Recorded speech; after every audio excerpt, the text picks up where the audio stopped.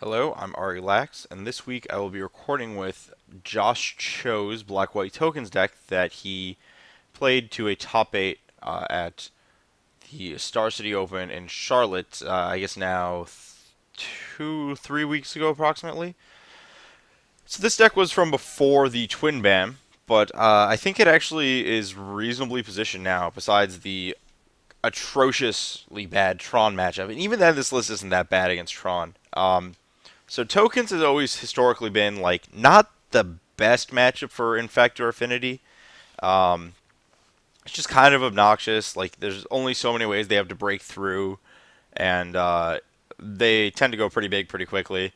Let's see other big decks.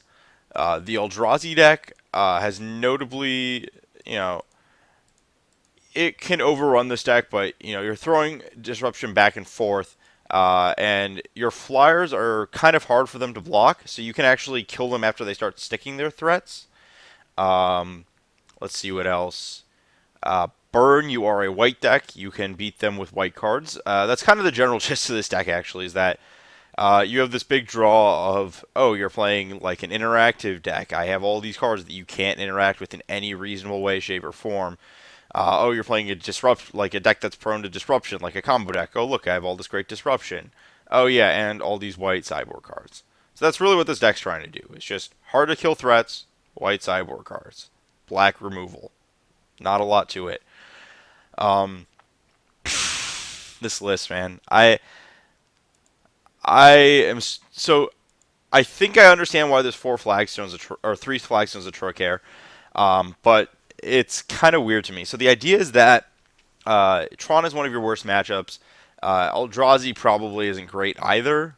So you want a bunch of Ghost Quarters so you can actually interact with them. At the same time, that messes up your mana base a bit. But Flagstones is pretty low opportunity cost, and if you Ghost Quarter your own Flagstones, you can find Godless Shrine, Swamp, or whatever, and fix your mana and turn your Ghost Quarter into a relevant land. Um, I'm not sure how much I buy into that, but it's worth checking out. There isn't like a lot of mass LD that you're trying to play around. You're not like a boom bust deck or something crazy. Uh, one Windbrisk Heights only. That's being replaced by Shambling Vents as your value land. Shambling Vents making both colors is pretty nice, so I'm not horribly opposed to that.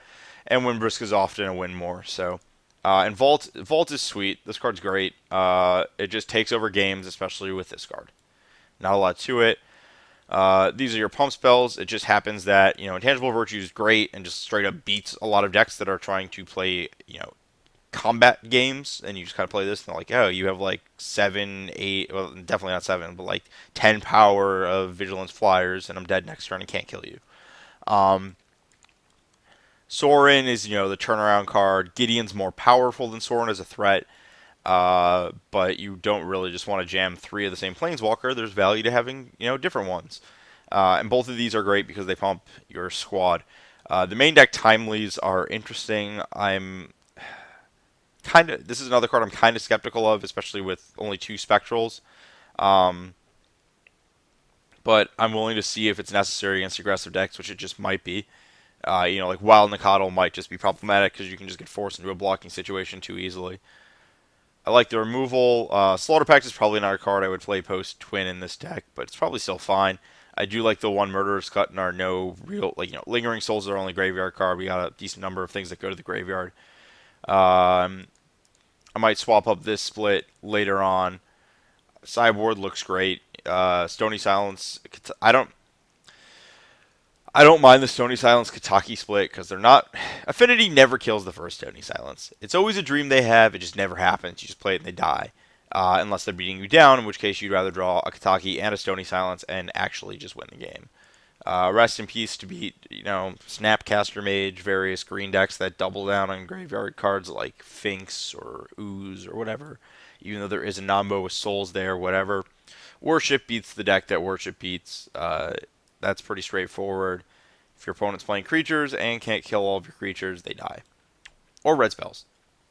Disenchant is a flexible answer. More discard against generic combo. Fulminator to back up your Ghost Quarters against the land decks. And man, first Cho with the surgicals, then Todd with them this week with Temur Delver. I don't know. I don't know what this card's trying to do. I'm not going to try to figure it out. It's just kind of there. Uh, I I guess. Oh, that's what it's trying to do. You're trying to KO Tron via Ghost Quarter Fulminator Surgical. I don't know how well that works, but it's a thing you can do. Um, I don't have a lot to say about this deck because there's not a lot to the cards. I just wanted to get some games in with this deck because it feels like the kind of thing that could just surprise you and be great.